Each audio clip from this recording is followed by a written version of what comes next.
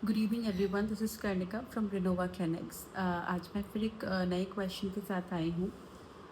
So ma'am, अभी हमारे काफ़ी सारे पेशेंट्स का एक डाउट रहता है। एक बहुत ही कॉमन फार्मूला है मिनॉक्सिडिल।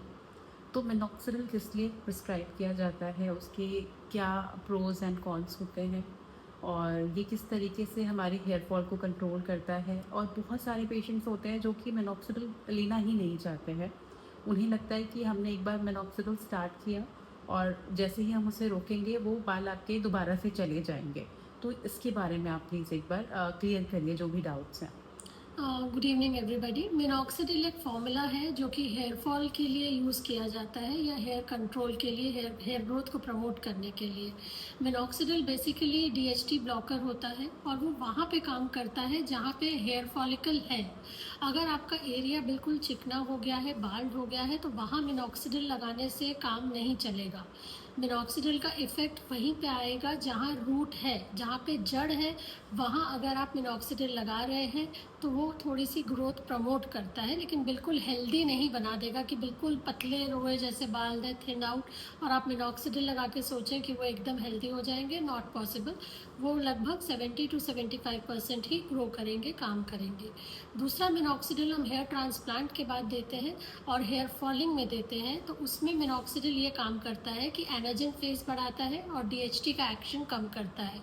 तो डीएचटी, जैसे कि आप सब जानते हैं, हेयर फॉल और हेयर थिनिंग प्रमोट करता है। तो जब उसमें हम मिनॉक्सिडिल यूज़ करते हैं तो एक बैरिकेड लग जाता है, तो वो डीएचटी को काम नहीं करने देता। तो पेशेंट जो हमसे कहते हैं कि मिनॉक्सिडिल मैम लगाएंगे, लेकिन जब हम बंद करेंगे तो वो और ज़्यादा हेयर फॉल होगा, तो वो और ज़्यादा नहीं होता है। जो हमने ब्लॉक लगा रखा है, आप जब वो ब्लॉक हटाएंगे, ब्लॉकेज हटाएंगे, तो मिनॉक्सिडिल फिर से वैसे, तो हेयर फॉल फिर से वैसे शुरू हो जाता है।